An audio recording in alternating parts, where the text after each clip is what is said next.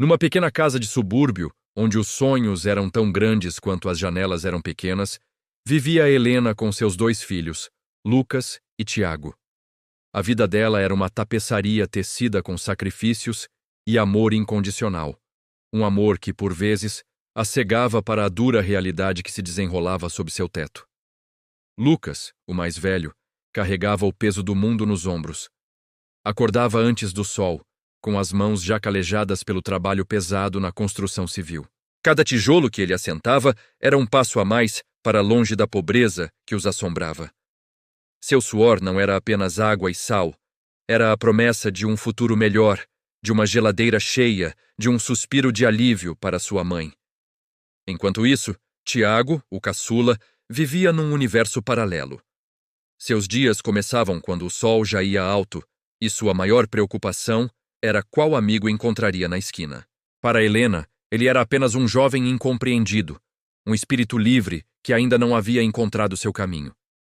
Ela defendia sua inércia com unhas e dentes, dizendo que o mundo era cruel e que ele precisava de tempo. Mas o tempo de Tiago era gasto em esquemas duvidosos e companhias que faziam Lucas estremecer. A tensão entre os irmãos era um vulcão adormecido. Lucas via em Tiago o reflexo de tudo que ele combatia: a preguiça, a falta de responsabilidade, o desrespeito pelo sacrifício da mãe. Ele só sabe pedir, mãe, e você sempre dá. De onde você tira se não temos nada? Lucas desabafava, a voz embargada de frustração. Helena, com o coração dividido, apenas pedia paciência. Ele é seu irmão, Lucas.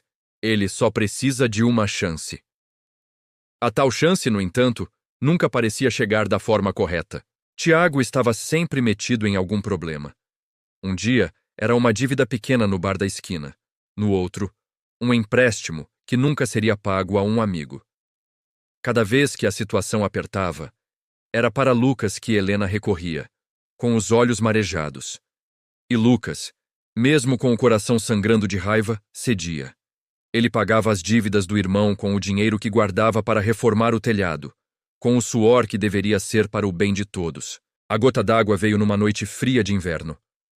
Lucas chegou em casa, exausto, sonhando com um prato de comida quente e um pouco de paz. Encontrou a mãe chorando na cozinha, um envelope amassado na mão. Era uma carta de despejo. O aluguel, que Lucas entregava religiosamente a Helena todo mês, estava atrasado há 3 meses. O dinheiro simplesmente havia sumido. Quando Lucas confrontou a mãe, a verdade veio à tona, dolorosa e cortante. Helena, em seu amor cego e desesperado, vinha dando o dinheiro do aluguel para Tiago. Ele prometia investir em um negócio certeiro, um esquema que os deixaria ricos da noite para o dia. Ele jurava que devolveria tudo em dobro, que tiraria a família daquela vida.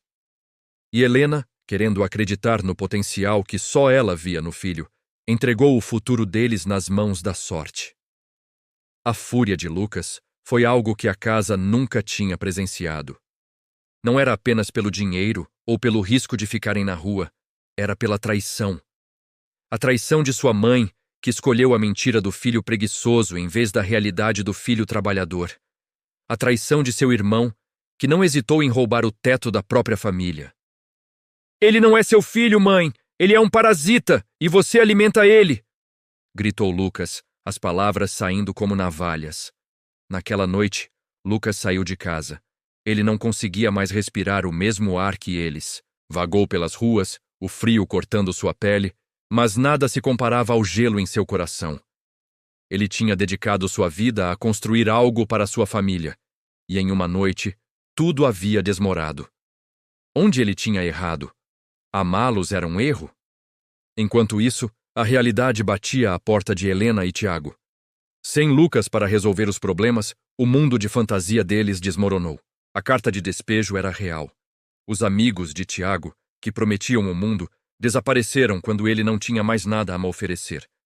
Pela primeira vez, Tiago se viu sem a rede de segurança de sua mãe e de seu irmão. O desespero tomou conta.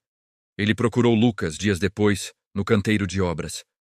Encontrou o irmão com o rosto marcado pelo cansaço e pela tristeza, mas com uma dignidade que Tiago nunca teve. Ele tentou se desculpar, Tentou usar as mesmas palavras doces que sempre funcionavam com a mãe. Mas com Lucas, era diferente. Suas palavras não valem nada, Tiago. Suas ações me mostraram quem você é. Você não queria uma chance, você queria tudo de mão beijada. A conversa foi dura, cheia de verdades que ficaram entaladas por anos. Lucas não ofereceu perdão fácil. Ele ofereceu uma escolha. Eu não vou mais te dar dinheiro. Eu não vou mais limpar a sua sujeira. Se você quer fazer parte desta família de novo, você vai ter que construir seu caminho com as suas próprias mãos, como eu fiz. Ele ofereceu a Tiago um emprego na obra, o mais baixo, o mais pesado. Comece por aqui. Prove para mim e, mais importante, prove para você mesmo que você pode ser um homem. Foi nesse momento que a verdadeira intriga se revelou. Não era uma história de bem contra o mal, de um irmão bom e um irmão mau. Era uma história sobre amor tóxico, sobre as consequências da superproteção e sobre a difícil jornada da responsabilidade. Helena, ao tentar proteger Tiago do mundo, o tornou incapaz de enfrentá-lo.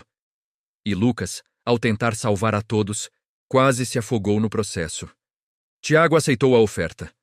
O primeiro dia foi brutal. Suas mãos macias logo ficaram cheias de bolhas. Seu corpo, desacostumado ao esforço, doía em lugares que ele nem sabia que existiam. Várias vezes ele pensou em desistir, em voltar para a vida fácil. Mas algo o segurava ali. Talvez fosse o olhar de decepção de seu irmão, ou talvez, pela primeira vez, a visão de seu próprio reflexo vergonhoso no espelho. Helena, por sua vez, também teve que enfrentar sua própria jornada. Com a ajuda de vizinhos, conseguiu negociar a dívida do aluguel, mas teve que começar a trabalhar, fazendo faxinas na vizinhança. O orgulho ferido deu lugar à necessidade.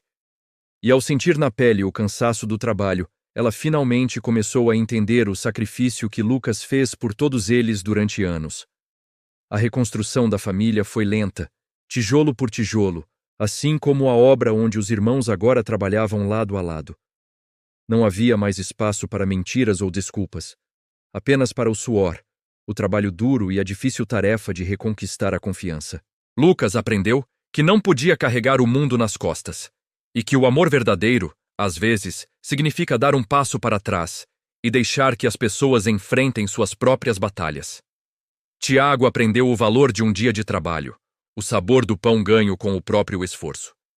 E Helena aprendeu a lição mais dura de todas, que amar não é proteger da vida, mas sim preparar para ela. A casa, antes um palco de conflitos e segredos, começou a se transformar em um lar novamente. Um lar imperfeito, com rachaduras e cicatrizes, mas construído sobre uma fundação nova e muito mais forte: a verdade.